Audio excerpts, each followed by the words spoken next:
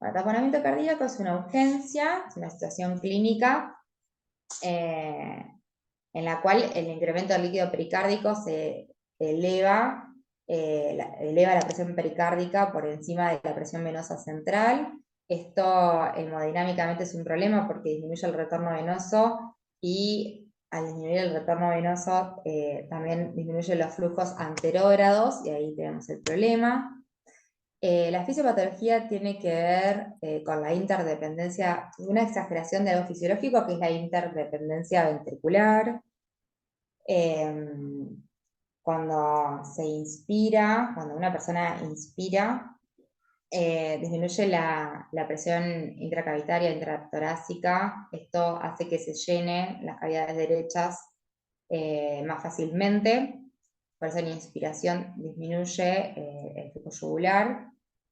Pero este llenado hace que el septum haga presión, o sea, bombe muy poco, igual en condiciones fisiológicas, hacia la parte izquierda. Entonces el llenado ventricular izquierdo en inspiración es menor, ¿sí? Este llenado hace que después disminuya el volumen sistólico. En una persona normal, en condiciones fisiológicas, esto es compensado, obviamente, y no trae problemas hemodinámicos. Bueno, y en la inspiración ocurre lo contrario, ¿sí?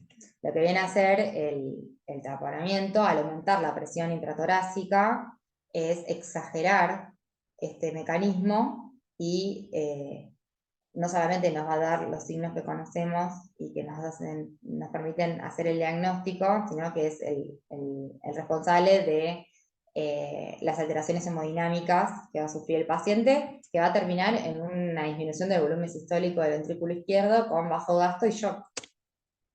Bueno, esto es lo que dije: se aumenta la presión intrapericárdica, se comprime las cámaras derechas, primero las derechas, porque tienen menor pared, básicamente. Esto hace una falla en el llenado, exacerbada en la inspiración, aumenta el llenado de las cavidades derechas, en la exageración esta, entonces se abomba el septum. Ahí tenemos el movimiento del septum que también nos ayuda en los métodos diagnósticos para ver que hay repercusión hemodinámica. Esto hace que en los siguientes latidos caiga la eyección, el volumen sistólico ventricular izquierdo, eh, y el mecanismo más fatal, digamos, es que si aumenta mucho la presión intracavitaria e intrapericárdica, se pueden igualar las presiones, y el corazón es una bomba que funciona por presiones. Si se igualan las presiones, si no tiene gradientes, el ciclo cardíaco no funciona. Y por eso el paciente disminuye el volumen sistólico y hace un shock cardiogénico, y por eso es tan grave, ¿no? Dentro de las causas de taponamiento, las mismas, que todas que venimos nombrando. Puede ser a causa de una pericarditis, tuberculosis, iatrogenia, traumatismo, neoplasia, son las que más frecuentes. También frecuentes enfermedades del colágeno, eh, inducidas por radiación, y menos frecuente, bueno, tras infarto de miocardio, uremia, disección, infección bacteriana y neumopericardio. Alrededor de, si tenemos un derrame grande, sintomático, y que no encontramos la causa, lo que dice es, puede ser un cáncer. Puede ser una manifestación inicial de un cáncer que no encontramos nada más, pero hay que seguirlo a ese paciente. En cuanto al diagnóstico, es clínico.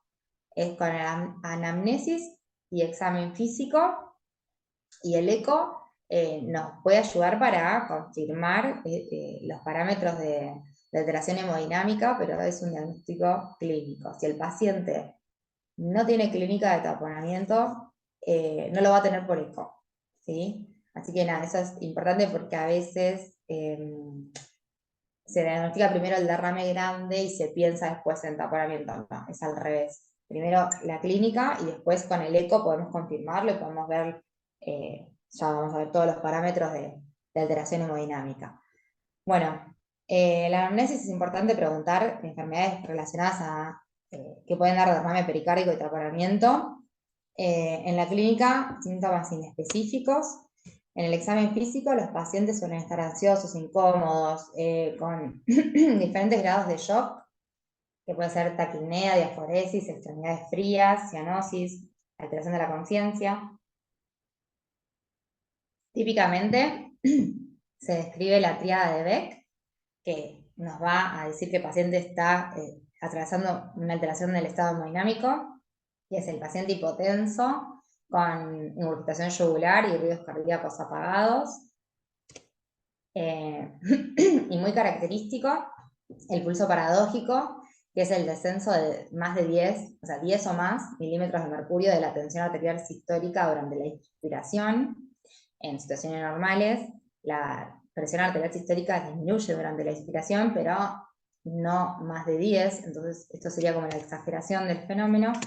Y en derrames grandes hasta puede palparse el pulso ausente en inspiración. No es específico, el pulso paradójico puede estar también en constricciones pericárdicas, en TEP, en EPOC.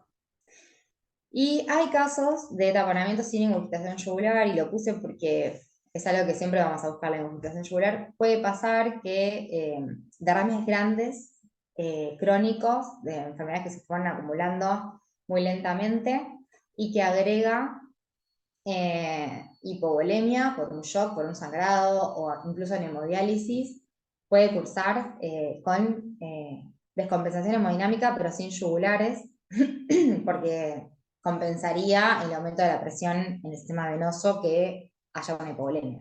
No sé si se entiende.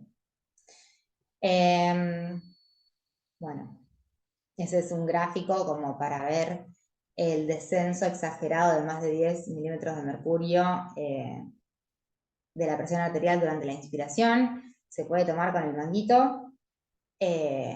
Siempre que se vaya a tomar la presión arterial y buscar el pulso paradójico, el paciente tiene que estar respirando espontáneamente, donde ya es una inspiración profunda no sirve.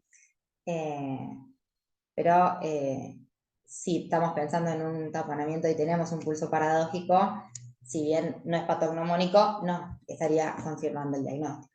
Y bueno, y el diagnóstico nos va a ayudar el ecocardio, como dijimos, la clínica tiene que estar siempre y podemos tener el eco compatible con compromiso hemodinámico. El eco nos va a servir para evidenciar el derrame, para ver colapso de la aurícula derecha y el ventrículo derecho, para ver el desplazamiento del septum hacia el ventrículo izquierdo durante la inspiración. También es parámetro de compromiso hemodinámico la dilatación de la vena cava que no colapsa en la inspiración y también de las venas suprahepáticas.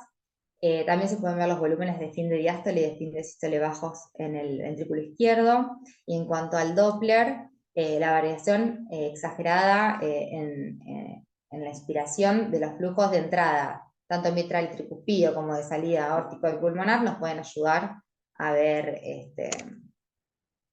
bueno, ahí dejé los porcentajes de cuándo sería exagerado, igual es muy específico, pero bueno, sí se pueden ir a buscar al Doppler, tanto el Doppler usado como continuo, las velocidades de entrada y de salida de los ventrículos. Bueno, estos serían como un esquema de lo que se tendría, que ver en el ecocardio. En la imagen de arriba estamos en sístole, el ventrículo derecho en sístole no está colapsado, pero sí en diástole. Y luego vuelve a recobrar su forma, ¿sí? Pero este colapso que tiene en diástole ya habla de repercusión hemodinámica. La aurícula derecha es lo primero que se ve, que es en esta imagen, ¿sí? El eco real arriba y el esquema abajo, como colapsa en diástole, se ve así y se ve así. Lo que está en negro es el derrame pericárdico, tanto abajo, ahí donde está la flecha, como arriba. ¿Sí? Y bueno, las velocidades de llenado de las válvulas tricúspides y mitrales y los tractos de salida, o sea, en las válvulas pulmonares y aórticas también nos ayudan, como dijimos recién. Y se ve así. Bueno, para el diagnóstico, otras imágenes, el eco transesofágico está indicado si hay sospecha de taponamiento cardíaco localizado, eso siempre es post una cirugía cardíaca. y es útil en pacientes que están respirados porque se puede hacer en la cama del paciente.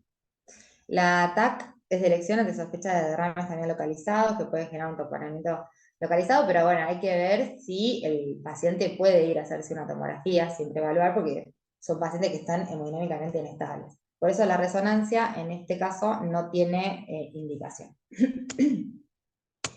En cuanto al tratamiento, es el drenaje del líquido pericárdico, con indicación 1B en pacientes que estén hipotensos o en shock, y después ya 2AB en pacientes con un postoperatorio alejado en una cirugía cardíaca, postoperatorio alejado con un derrame tabicado. En los pacientes, está contraindicado en pacientes que tienen sección aórtica o rotura cardíaca sin shock, y en postoperatorio de inmediato de una cirugía cardíaca, los dos hay que llamar al cirujano y tienen que entrar a la cirugía, no se hace la pericardiocentesis. Y esto es un algoritmo que propone... Dai, ¡Ay, sí! quedaría 5 minutitos para... Bueno, sí, creo que ¿Eh? llegó. Este es un Bueno, algoritmo, gracias Romy, que no, de propone nada. la Sociedad Europea de Cardiología con puntajes para ver si es necesario hacer una pericardiocentesis o no. Le agrega puntos según la etiología, el estado clínico del paciente y después que se ven las imágenes.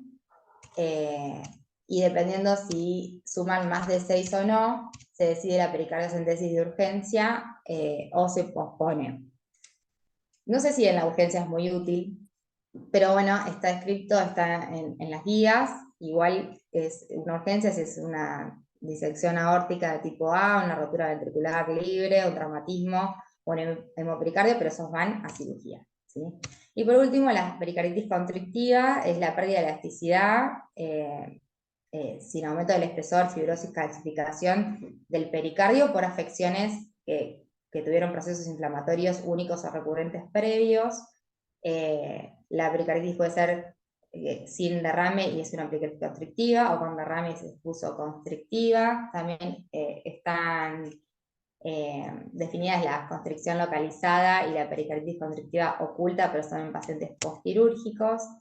Bueno, en este caso también lo que genera la restricción, o sea, tener un pericardio rígido es impedir el llenado ventricular normal, ¿sí? Y eso después altera la hemodinamia normal de las presiones y los gradientes entre las cavidades.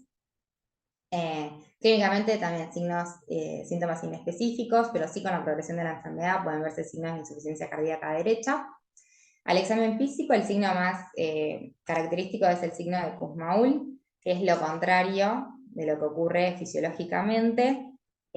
Nosotros siempre vemos los pacientes cuando los observamos en las camas, vemos si colapsan con la inspiración. Bueno, el signo de Kussmaul es que es todo lo contrario, hay gestación yugular más en inspiración y es por este impedimento del llenado del ventrículo derecho que hace como que rebote, por así decirlo, la presión hacia las venas yugulares.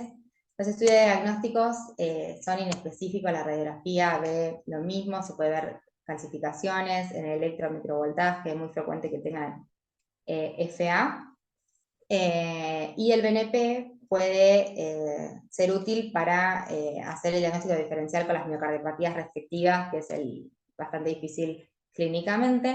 El ecocardiograma puede ver todos los parámetros de restricción que hablé en el taponamiento, ¿sí?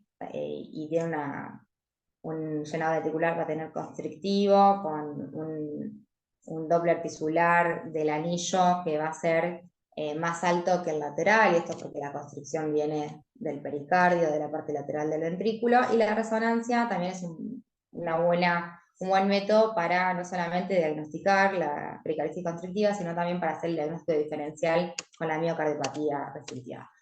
Otros métodos se usan casi nunca y es cuando anduvieron muy mal los pacientes y no está clara que sea una pericarditis constrictiva o que tenga algo asociado.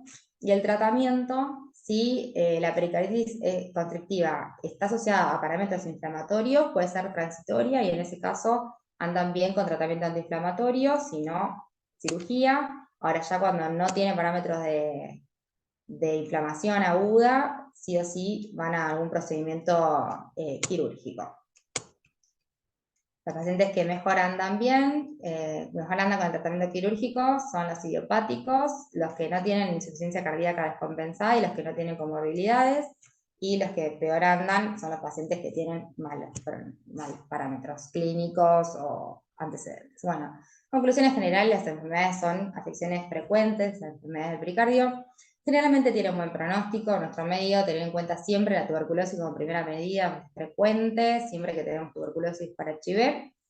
La búsqueda del tratamiento de causa específica es fundamental, si la hay, porque el tratamiento es ese, es para esa causa. El tratamiento antiinflamatorio debe hacerse con dosis óptimas y reducir gradualmente las mismas, y siempre reducir cuando el paciente está sintomático y con PCR normal. Las recurrencias son frecuentes y alteran la calidad de vida de los pacientes. El ecocardio, por lo general, es el único método que se hace, sirve para todo, para todas las afecciones, pero si no, tenemos la TAC y la resonancia, que son buenos para ver todas las afecciones del pericardio.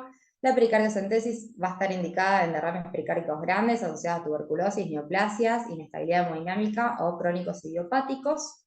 El diagnóstico de taponamiento es clínico y es una urgencia y hay que drenarlo. Y la pericarditis constrictiva es una complicación infrecuente y que por lo general necesita un abordaje quirúrgico, pero hay que acordarse que está asociada muchas veces a TDC, es la que más pericarditis constrictiva genera. Así que bueno, muchas gracias. Una foto de mi paso por clínica. Muy feliz. Qué Y lindo. al resto. ¿Cuánto